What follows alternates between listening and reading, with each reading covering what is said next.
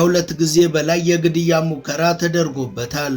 እነ ፈረንሳይ እሱን ከስልጣኑ ለመንቀል ከተቻለም ለመግደል በእርዳታ ድርጅት ሰራተኛነት ሽፋን የታመኑ ወታደሮችን በከፍተኛ ገንዘብ በመደለል ሌላው ቀርቶ አምኖባቸውና አክብሯቸው የሾማቸውን የገዛ ወታደሮቹን በመጠቀም ሕይወቱን ለመንጠቅ ያደረጉት ሙከራ ቢከሽፍም እሱን ለማጥፋት ዛሬም ሌት ተቀን መሞከራቸውን ቀጥለዋል።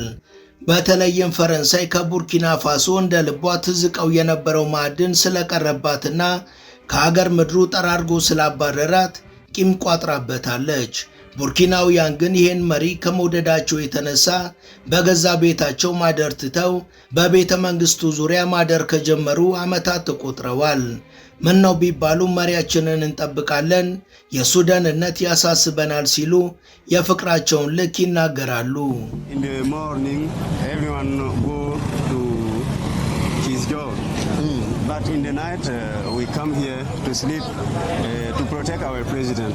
ይህ የ36 ዓመት ወጣት መሪ ፈረንሳይን ብቻ ሳይሆን የአፍሪካ ሙሰኛ መሪዎችንም እንቅልፍ ነስቷል።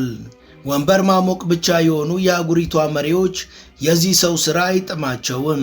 ስልጣን ላይ ቁጭ ብሎ መዝረፍ ሳይሆን ወደ ስልጣን በመጣ አጭር ዓመታት ውስጥ በሀገሩ ምድር ያመጣው አስደማሚ ለውጥ የእነሱን ሌብነትና ዝርፊያ ስለሚያጋልጥባቸው ስሙ ሲነሳ ቆሌያቸው ይርቃል።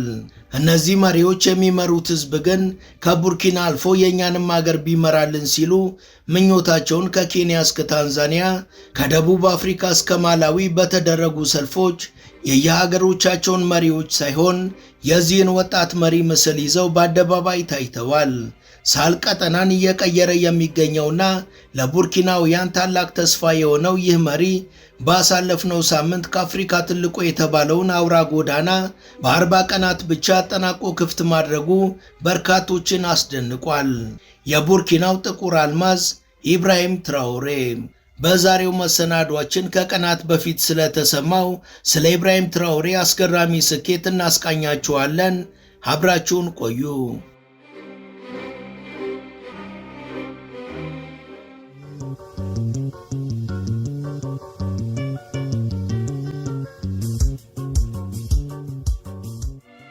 በአጭር ጊዜ ውስጥ ደረጃውን የጠበቀ የፕሮጀክት ግንባታ ተጠናቀቀ የሚል ወሬ መስማት ከወደ ቻይና ካልሆነ በስተቀር ብዙም አይታሰብም። በተለይ በአፍሪካ የፕሮጀክቶች ጋጋታ ከቴሌቪዥን ውጪ መመልከት የተለመደ አይደለም።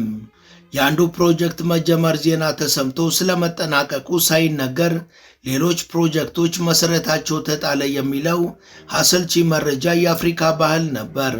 አሁን ግን ይህን ባህልና የዳተኝነት ታሪክ የሚቀይር ዜና ከቻይና ሳይሆን ከዚሁ ከአፍሪካ ሰምተናል። ቡርኪና ፋሶ ባለፉት 4 ዓመታት ተከታታይ እድገት ከማስመዝገብ በተጨማሪ በርካታ ዘርፈ ብዙ ፕሮጀክቶችን መጀመር ብቻ ሳይሆን በአግባቡ እየጨረሰች በተጨባጭ አሳይታለች። እውን የቡርኪና ፋሶ ሚስጥር ምንድነው ሲሉም በርካቶች ጠይቀዋል።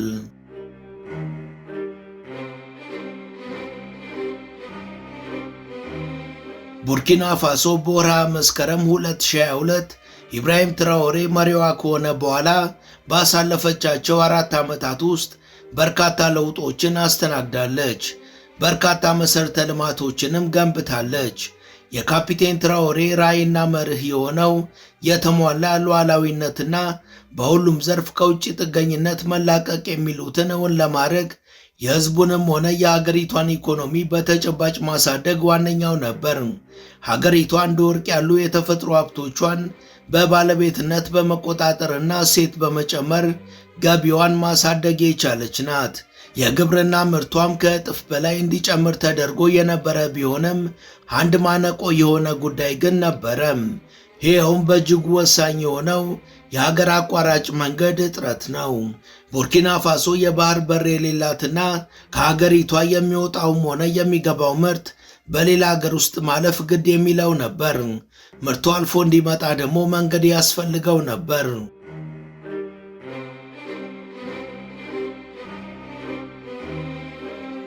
ያንን መንገድ የመገንባቱ ኃላፊነት የወደቀው ደግሞ ከመንገዱ ተጠቃሚ በሆነችው በቡርኪና ፋሶ ላይ ነው።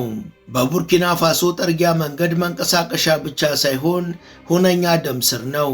በዚህም ምክንያት ነበር ባሳለፍነው 2025 ማብቂያ ፋሶ ሜቦ የተባለውንና 332 ኪሎ ሜትር አውራ ጎዳናዎችን በ2 ወር ገንብቶ ለመጨረስ ያለመ ፕሮጀክትን ካፒቴን ኢብራሂም ትራኦሬ ይፋ ያደረገው።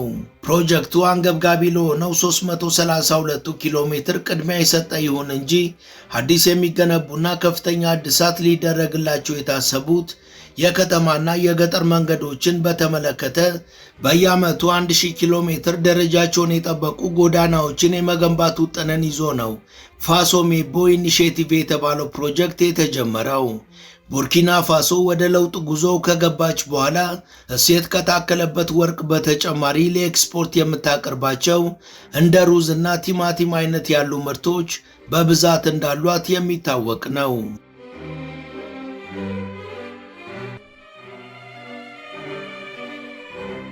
ነገር ግን እኚህን ምርቶች ያለማቋረጥ ለማጓጓዝ አስተማማኝ መንገድ መገንባት ግድ ይላል። ትራኦሬ ይህ ግንባታ ጥራቱን በጠበቀ መልኩ በተያዘለት ጊዜ መጠናቀቅ ይችላል ብሎ ያመነው ደግሞ ከ6 ወራት በፊትም ከ900 በላይ ከባባድ የግንባታ ማሽነሪዎችን ገዝቶ ያስረከበው ለመከላከያ ኢንጂነሪንግ ክፍል ነበር። መከላከያ ሰራዊቱም ከኮንትራት ይልቅ አደራ እንደተቀበለ በመግለጽ የሰራዊቱን አባላት በቀን 24 ሰዓትና ሳምንቱን ሙሉ ያለ እረፍት በፈረቃ በተለይ በመንገድ ግንባታ ላይ እንዲሰማሩ በማድረግ ስራውን በማይታመን ፍጥነት ወደ ማቀላጠፍ ገባ።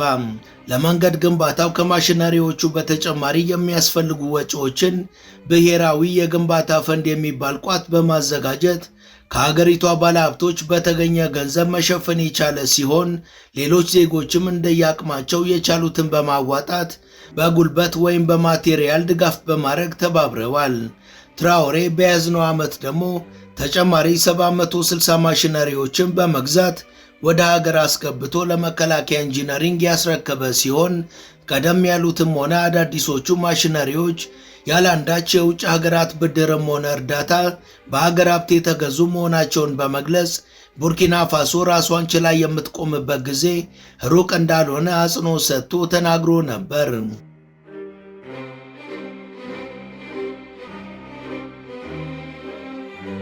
በዚህም መሰረት በፋሶ ሜቦ ኢኒሼቲቭ ውስጥ ከታቀፉ የመንገድ ፕሮጀክት ውስጥ የእስላሚክ ልማት ባንክ ፕሮጀክቱን ለማገዝ ፈንድ ካደረገው የ40 ኪሎ ሜትር መንገድ ውጪ ሌላ እርዳታ ሳይጨመርበት ነው ፕሮጀክቱ ስራውን የጀመረው።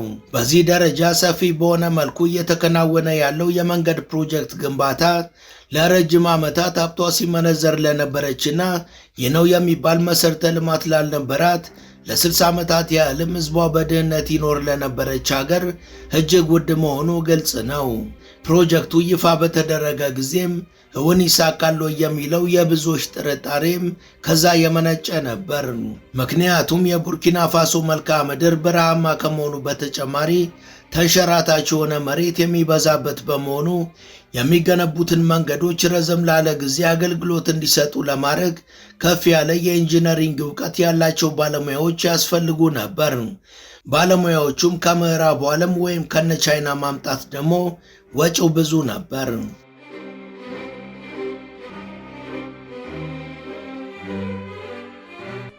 ሀገሪቷ ደግሞ የራሷን ሀብት ማስተዳደር ከጀመረች ገና 4 ዓመቷ የሆናትና 60 ዓመታት ሙሉ ከደረሰባት ስብራት ገና እያንሰራራች ያለች ሀገር ናት። በዚህ ላይ በአውሮፓ ኃይሎች የሚደገፉ የሽብር ቡድኖች የሚሰነዝሩት ጥቃት ገና ሙሉ ለሙሉ አልቆመም። በእነዚህና በመሳሰሉት ምክንያቶች ነበር እንዲህ ያለ ግዙፍ ፕሮጀክት ከዓለም አቀፉ የገንዘብ ተቋም ድጋፍ ውጪ አይታሰብም በማለት ብዙዎች ምክንያታዊ አስተያየትን ይሰጡ የነበረው። በወቅቱም ኢብራሂም ትራኦሬና ፕሮጀክቱን በበላይነት የሚመሩት የመከላከያ ኢንጂነሪንግ አዛዥ እንዳረጋገጡት በፕሮጀክቱ ላይ ሌላው ቀርቶ ወዳጅ ሀገር ቻይና እንኳን ምንም አስተዋጽኦ የላትም ብለዋል።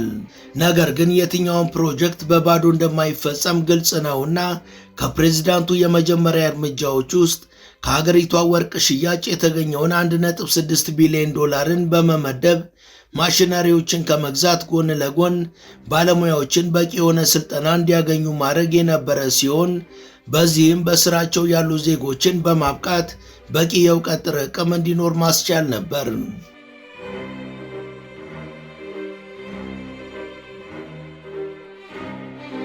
ይህ የማሰልጠንና የማብቃት ሂደት ጊዜ የፈጀ ቢሆንም ቁልፍ የሆነ የሂደቱ አካል ነበር።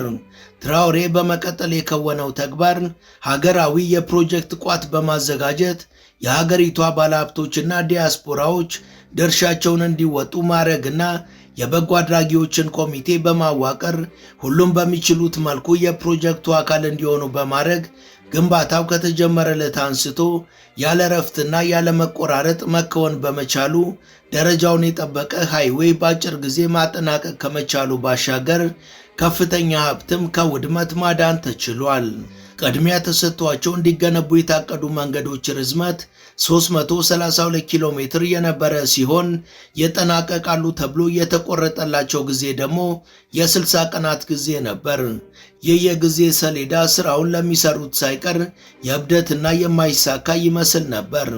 ይሁን እንጂ የሚሰሩት መንገዶች እንደ ጥቅማቸው ቅደም ተከተል የተሰጣቸው ከመሆኑ በተጨማሪ ደረጃቸውና አሰራራቸው የተለያየ በመሆኑ የጊዜ ሰሌዳውን ለመጠበቅ ረድቷቸው ነበር። ውድ የመሿለኪያ ቤተሰቦች ይህን ዘገባ እዚህ ድረስ ከተከታተላችሁት ቻናሉ የበለጠ እንዲያድግ አንድ ጊዜ ሰብስክራይብ እንድታደርጉ አስታውሰን ተረካችንን እንቀጥል። በመሆኑም በየቀኑ በአማካኝ 5 ኪሎ ሜትር በመስራት ከ300 ኪሎ ሜትር በላይ የሆነ መንገድ የተጠናቀቀ ሲሆን ከሁሉም አስገራሚ የሆነው ክንውን ግን በጥቅሉ ወደ 100 ኪሎ ሜትር የሚሆነው ደረጃውን የጠበቀና ባለ 8 ሌን የሆነው አውራ ጎዳና ነው።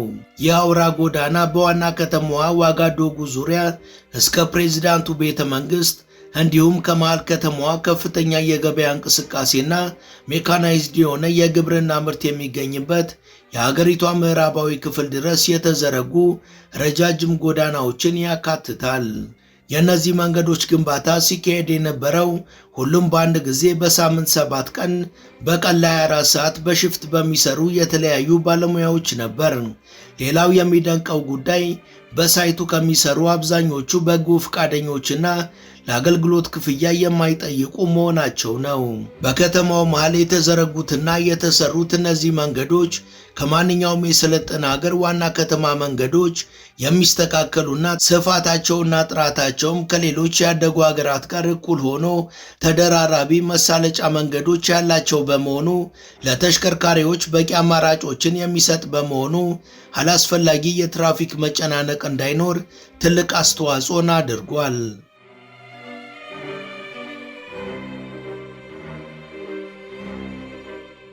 የፋሶሜቦ ኢኒሼቲቭ በቀጥታ በፕሬዝዳንት ኢብራሂም ትራኦሬ የበላይ አመራርነት የሚካሄድ ሲሆን በተለይ ወደ ከተማ የሚገቡና ከዋና ከተማዋ የሚወጡ ተሽከርካሪዎችን የማስተናገድ አገልግሎት የሚሰጡና ከዋና ከተማዋ በምዕራብ በኩል የምትገኘውን የኢኮኖሚ እምብርት የሆነችውን ቦቦዴላኒን ከዋና ከተማዋ ዋጋዶጉ የሚያገናኘው ፈጣን መንገድ የተለየ ትኩረት ከተሰጣቸው መሃል ዋነኞቹ ናቸው። ትላልቅ ቀለበቶቹና ፈጣን መንገዶቹ በተናጠል የከተማዋን የኢኮኖሚ መዳረሻዎችን እንቅስቃሴ ፍጹም የተሻለ ያደረጉ ከመሆናቸው ባሻገር እየተገነቡ ካሉና ቀደም ሲል ከነበሩ የሚታደሱ ጎዳናዎች ጋር ያለንከን የተሰላሰሉና የሚመጋገቡ እንዲሆኑ ተደርገው ዲዛይን የወጣላቸው በመሆኑ ከአገልግሎት ባሻገር የከተማዋንና የአካባቢውን ውበትም የበለጠ ማጉላት ችለዋል።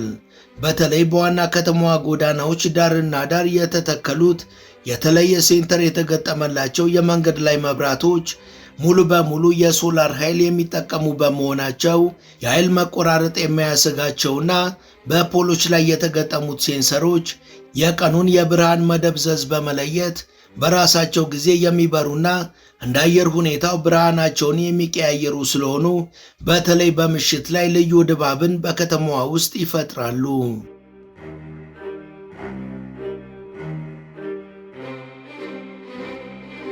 ከዚህ በተጨማሪ በየቦታው ያሉት ዲጂታል የመንገድ ጠቋሚ ምልክቶችና የደህንነት ካሜራዎች በምሽትም ቢሆን ዜጎች ያለ ስጋት እንዲንቀሳቀሱ አድርገዋል። እርግጥ ነው ይህን የመሰሉ መረጃዎች ስለ ቡርኪና ፋሶ ዋና ከተማ ዋጋዶጎ ሲሰማ ተረት ወይም ምኞት ቢመስል አይገርምም። ምክንያቱም 60 ዓመት ሙሉ ያውም ሰለጠንን በሚሉት በፈረንሳዮች ስር የነበረችበትን የችግርና የመበዝበዝ የስቃይና የድባቴ ጊዜን ላስተዋለ የውጭ ታዛቢም ሆነ ለራሳቸው ለዜጎቿ አሁን የሚስተዋለው ለውጥ እንኳን የሚቻል ሊመስል በአይምሮ ማሰብ እንኳን ፈጣሪን ከመፈታተን ይቆጠር ነበር። ለዚህ ምስክር የሚሆነው የፈረንሳዩ ማክሮን ከ2 ዓመት በፊት የፈረንሳይ ጦር ከቡርኪና ፋሶ እንዲወጣ በተወሰነ ጊዜ ቡርኪና ፋሶና አፍሪካ ከኛ ገዛ ውጪ ራሳቸውን ችለው በፍጹም መቆም አይችሉም፣ መንግስቶቻቸውንም ሆነ ህዝቦቻቸውን በተገቢ ሁኔታ ለመምራትም ገና አልደረሱም ብሎ የተናገረው ነገር በቂ ማሳያ ነው።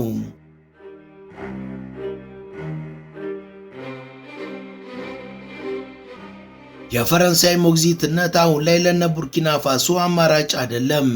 የአሁኑ የቡርኪና ፋሶ ለውጥም ከወሬ አልፎ በተጨባጭ የሚታይና ለማክሮንም ያልተሸሸገ በመሆኑ ይህንን ለማደናቀፍም አሸባሪዎችን በገንዘብ እየረዱና መሳሪያ እያስታጠቁ እንቅፋቶችን እየፈጠሩ ነው። በዚሁ ዓመት ደግሞ ቡርኪና ፋሶ ከፈረንሳይ ጋር ያላትን የመገበያያ ገንዘብን ጨምሮ ማንኛውንም አይነት ግንኙነት ማቋረጧን ካሳወቀች በኋላ ማን ምን እንደሚፈልግ በገሃድ ታይቷል። ለወዳጅም ሆነ ለጠላት ግልጽ የሆነው የቡርኪና ፋሶ እድገትና ለውጥ በመንገድ ሥራ ብቻ የተገደበ ሳይሆን በሁሉም ዘርፎች መሆኑ ሀገሪቷ እያስመዘገበች ያለውን እድገትና ለውጥ ጉራማይሌ ሳይሆን ወጥ እንዲሆን አድርጎታል። መሰረተ ልማቶችን፣ ኢንዱስትሪውን፣ ግብርናውን፣ ትምህርትና ጤናን የተመለከቱ የአገልግሎት ተቋማት እንዲሁም የታዳሽ ኃይል አቅርቦትና የመከላከያ ተቋሙን የማዘመን ሥራን ጨምሮ በያዝነው 2026 ብቻ ወደ 60 የሚደርሱ ትላልቅ ሜጋ ፕሮጀክቶችን ማስመረቅ የቻለችው ቡርኪና ፋሶ በግብርናው ዘርፍ በተለይ በመስኖ ባሳየችው መርታ በምግብ ራሷን መቻሏን ያወጀች ሲሆን በቤት ልማት ፕሮጀክቷም በተለይ የዋጋዶጉ ነዋሪዎችን የቤት ፍላጎት በሚገባ ማሟላት ችላለች።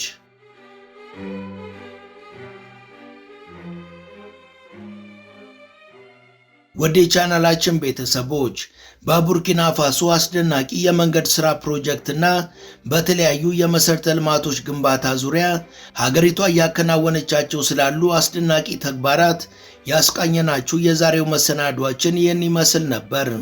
እስከ ዝግጅታችን ፍጻሜ አብራችሁን ስለነበራችሁ ከልብ እናመሰግናለን። በቀጣይ ቢሰሩ የምትሏቸውን ርዕሰ ጉዳዮች ብጠቁሙን ደስ ብሎን እንቀበላለን። ቻናላችንን ሰብስክራይብ፣ ላይክ እና ሼር በማድረግ ወዳጅነታችሁን የበለጠ ታጠናክሩ ዘንድ እየጋበዝን ለዛሬ በዚሁ ተሰናበትን። መልካም ጊዜ።